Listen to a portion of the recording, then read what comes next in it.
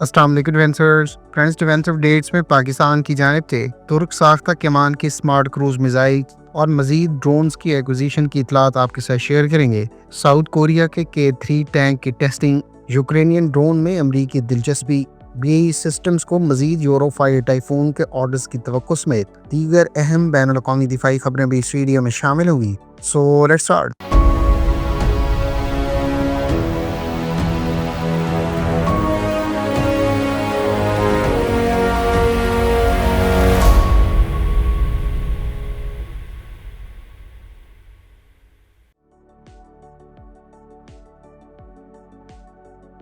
Indian media की जानिब से ये रिपोर्ट किया गया है कि पाकिस्तान तुर्किया से मजीद कॉम्बैट ड्रोन्स और एयर लॉन्च क्रूज मिसाइल्स हासिल कर रहा है। इंडियन मीडिया की जानिब से ये रिपोर्ट हाल ही में तुर्क वजीर दिफा और तुर्क वजीर खारजा की जानिब से पाकिस्तान के सरकारी दौरे के हवाले से की गई है। इसमें मजीद कहा गया है कि तकरीबन $800 मिलियन की लागत से पाकिस्तान तुर्किया से मजीद अकिंजी और TB2 ड्रोन्स हासिल कर रहा है। इसके अलावा बेकर कंपनी के एयर लॉन्च क्रूज मिसाइल्स भी पाकिस्तान की जानिब से बड़ी तादाद में एक्वायर किए जा रहे हैं। गो के इन खबरों की पाकिस्तान और तुर्क सोर्सेज की जानिब से अभी तक तस्दीक होना बाकी है। ताहम पाकिस्तान की फ्यूचर रिक्वायरमेंट और भारत के साथ हालिया कशीदगी के पस मंजर में इस बात के कई इम्कानात हैं कि पाकिस्तान तुर्किया से मजीद क्रूज मिसाइल्स हासिल कर सकता है, जिसमें कमान की सीरीज के मिनी स्मार्ट क्रूज मिसाइल्स काबिल जिक्र हैं। तुर्क कंपनी बेकर के तैयार करता कमान की सीरीज के स्मार्ट क्रूज मिसाइल्स को न सिर्फ ग्राउंड मोबाइल प्लेटफॉर्म से लॉन्च किया जा सकता है, बल्कि इसको TB2 और अकिंजी ड्रोन के साथ भी इंटीग्रेट किया जा चुका है। कमान किश 1 140 किलोमीटर से जायद और कमान किश 2 250 किलोमीटर से जायद की रेंज रखता है। कमान किश 2 पर बेस्ड कैगम V3 smart cruise missile Pakistan पहले ही नेस्ट ऐप के तहत तुर्क कंपनी के साथ कोलैबोरेशन में लोकली प्रोड्यूस कर रहा है, जबकि कमान किश 1 की एक्विजिशन के बारे में कई इम्कानात मौजूद हैं। इधर अगर कॉम्बैट ड्रोन्स की बात करें तो पाक फिज़ाइया इस वक्त महदूद तादाद में TB2 और अकिंची ड्रोन्स इस्तेमाल कर रही है, जबकि पाकिस्तान के तीनों मुसल्लफ़ात खास तौर पर पाकिस्तान एयरफोर्स और आर्मी मकामी सतह पर तैयार किए जाने वाले शापर सीरीज के ड्रोन्स भी अपने फ्लीट में इस्तेमाल कर रही हैं। गो के महदूद तादाद में ही सही, लेकिन तुर्क ड्रोन की भी एक्विजिशन के इम्कानात मौजूद हैं, जो इससे पहले महदूद तादाद में पाक फिज़ाइया की सर्विस में सर्व कर रहे हैं। फ्रेंड्स, अगर आप TB2 और अकिंजी ड्रोन की तमाम तर तफसीलात, इसके सिस्टम्स और ख़ास तौर पर वेपन्स पैकेज के बारे में तफसीलात जानना चाहते हैं तो कम्प्रीहेंसिव वीडियोस का लिंक आपको एंड स्क्रीन पर मिल जाएगा। फ्रेंड्स, बरतानवी कंपनी BAE सिस्टम्स के यूरोप और इंटरनेशनल प्रोग्राम से मुंसलिक मैनेजिंग डायरेक्टर ने अपने रीसेंट स्टेटमेंट में कहा है कि कंपनी को मजीद यूरोफाइटर टाइफून के ऑर्डर्स की तवक्को है। रॉयटर्स से बातचीत करते हुए कंपनी के मैनेजिंग डायरेक्टर का मजीद कहना था कि यूरोफाइटर टाइफून इस वक्त मुतवक्के तौर पर कतर, सऊदी अरेबिया और तुर्किया की जानिब से ऑर्डर किया जा सकता है, जबकि उन्होंने मजीद कहा कि कंपनी इस बारे में मुख्तलिफ मामलात के ऊपर बरतानवी हुकूमत से बातचीत कर रही है। रॉयटर्स की जानिब से पूछे गए एक सवाल के जवाब में उनका मजीद कहना था कि कंपनी को इस वक्त 150 से जायद न्यू यूरोफाइटर टाइफून की ऑर्डर की तवक्को है, जो पहले बयान किए गए ममालिक की जानिब से ऑर्डर किए जा सकते हैं, जिसमें खास तौर पर सऊदी और टर्किश एयर फोर्सेस की जानिब से बड़ी तादाद में यूरोफाइटर टाइफून के ऑर्डर्स की तवक्को है। ख्याल रहे कि यूरोफाइटर टाइफून के कंसोर्शियम को अगर मजीद ऑर्डर्स रिसीव ना हुए तो ऐसी सूरत में BAE सिस्टम्स की मुख्तलिफ फाइनल असम्बली से मुतालिक प्रोडक्शन लाइन्स को 2030 से ऑनवर्ड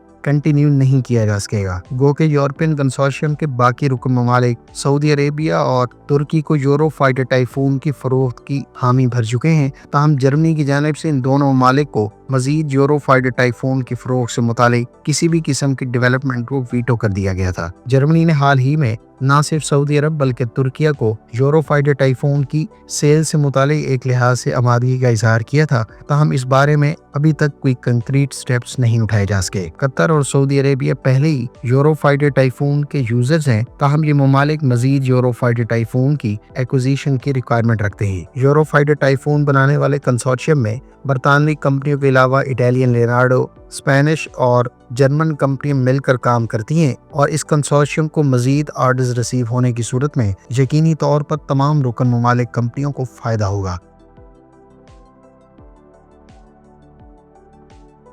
यूक्रेनियन सदर ज़ेलेंस्की ने अपनी रीसेंट स्टेटमेंट में कहा है कि अमेरिका यूक्रेनियन साख्ता ड्रोन्स अक्वायर करने का ख्वाह है। उन्होंने मजीद कहा कि जहां रशिया के खिलाफ इस्तेमाल किए जाने वाले यूक्रेनियन साख्ता ड्रोन्स अमेरिका के लिए कॉस्ट इफेक्टिव ऑप्शन बन सकते हैं, वहीं यूक्रेन को कई दीगर अमरीकी साख्ता वेपन्स की रिक्वायरमेंट दरपेश है। उनका मजीद कहना था कि यूक्रेनियन साख्ता ड्रोन्स ने हालिया कुछ अरसे में तकरीबन 1300 किलोमीटर की रेंज पर रशियन अहदाफ को निशाना बनाया है। यूक्रेन इस साल तकरीबन 30,000 के लगभग कॉस्ट इफेक्टिव और लिमिटेड रेंज के अलावा मीडियम रेंज और लॉन्ग रेंज ड्रोन्स बनाने का मंसूबा रखता है, जबकि ट्रंप इंतजामिया यूक्रेन के साथ इन ड्रोन्स की एक्विजिशन और इसके मुतबादल के तौर पर कुछ वेपन्स की फराहमी से मुतालिक बातचीत कर रहे हैं। यूक्रेन ने बड़ी तादाद में जहां FPV ड्रोन्स हालिया जंग में रशिया के खिलाफ इस्तेमाल किए हैं, वहीं रशिया की जानिब से भी मुख्तलिफ तरह के नए ड्रोन्स इस कन्फ्लिक्ट के दौरान मुतारिफ और इस्तेमाल किए गए हैं।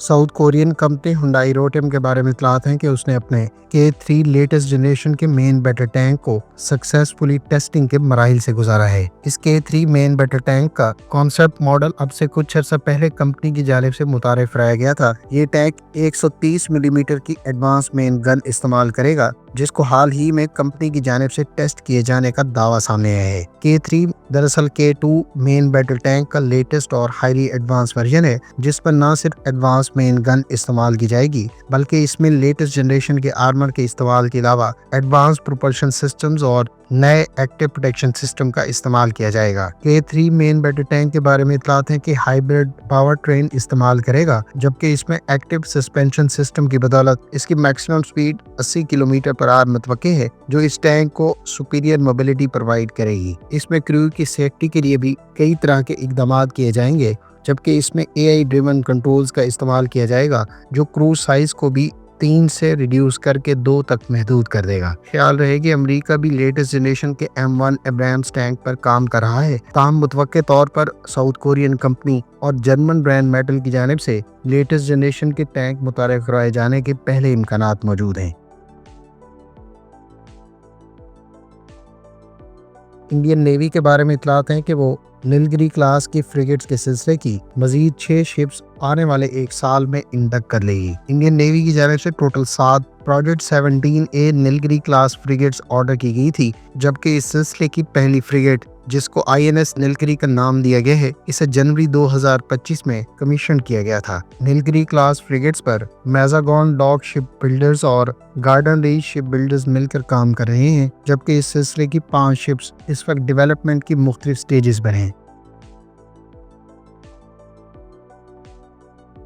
जर्मन मेंबर ऑफ पार्लियामेंट ने अपनी रीसेंट स्टेटमेंट में जर्मन नेवी के लिए F126 फ्रिगेट प्रोग्राम को कैंसिल करने की कॉल दी है। जर्मन नेवी की जानिब से बड़ी तादाद में F126 मल्टीपर्पज फ्रिगेट्स को अक्वायर करने का ऐलान किया गया था। इब्तदाई मालूमात के मुताबिक ये फ्रिगेट्स 167 मीटर लेंथ के साथ तकरीबन 10,000 टन की डिस्प्लेसमेंट की हामिल होंगी, जो टोटल 125 पर्सनल को अकोमोडेट कर सकेगी। इन शिप्स पर न सिर्फ एंटी एयर बल्कि एंटी सरफेस वारफेयर के अलावा अंडर वाटर नेवल वारफेयर जैसी कैपेबिलिटीज मौजूद होंगी। ताहम देखना यह होगा कि आया जर्मन हुकूमत और नेवी की जानिब से इन रीसेंट स्टेटमेंट्स के बाद F126 फ्रिगेट्स प्रोग्राम को परसू किया जाता है या नहीं।